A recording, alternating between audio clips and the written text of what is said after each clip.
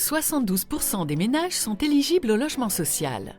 La politique d'attribution des logements sociaux a pour objectif de favoriser la mixité sociale en permettant à l'ensemble des ménages d'accéder à tous les quartiers d'une ville.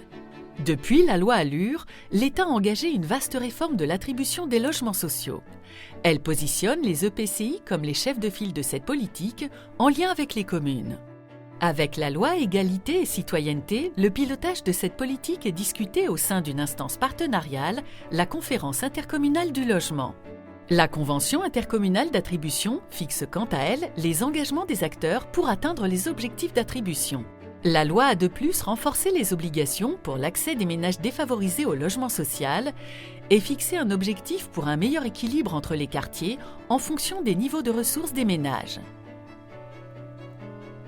La loi Elan, en 2018, généralise la gestion en flux des réservations de logements sociaux, prévoit une cotation de la demande et encourage la mobilité au sein du parc avec de nouvelles prérogatives données aux commissions d'attribution des logements.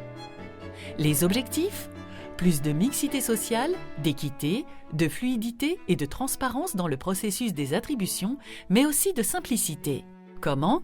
Grâce au déploiement de deux outils, la cotation et la gestion en flux.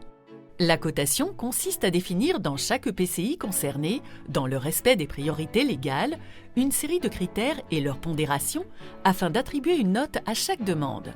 Le demandeur peut ainsi connaître en toute transparence le positionnement de sa demande par rapport aux autres, ainsi que le délai d'attente moyen. Pour les réservataires de logements, les bailleurs sociaux, la commission d'attribution, cet outil offre une aide à la décision pour prioriser les demandes de logement social. La gestion en flux a vocation à remplacer la gestion en stock qui présente d'importantes rigidités. Avec la gestion en flux, le bailleur social n'est plus tenu par le lien d'origine unissant un logement à un réservataire identifié. Tout logement répertorié au sein du parc du bailleur peut donc être proposé à tout réservataire. La gestion en flux permet ainsi aux bailleurs de ne plus reproduire les mêmes schémas de peuplement et de mieux orienter les logements libres à la location vers les réservataires. L'intérêt ?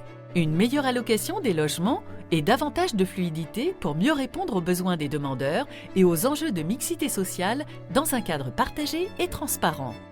Et concrètement, les intercommunalités concernées doivent mettre en œuvre un système de cotation d'ici le 31 décembre 2023.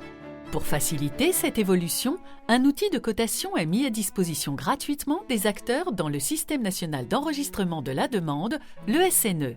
Concernant la gestion en flux, les conventions de réservation en stock signées avant novembre 2018 doivent être converties en flux d'ici le 24 novembre 2023. La loi 3DS du 21 février 2022 vise à renforcer la mixité sociale avec plusieurs mesures. La notification des objectifs d'attribution aux bailleurs sociaux et aux réservataires par les EPCI en cas d'absence de convention intercommunale d'attribution signée le 22 février 2023 au plus tard. La facilitation des attributions en dehors des quartiers prioritaires de la politique de la ville pour les plus modestes et la fixation des objectifs d'attribution aux demandeurs exerçant une activité professionnelle qui ne peut être assurée en télétravail dans un secteur essentiel pour la continuité de la vie de la nation. Pour plus d'informations,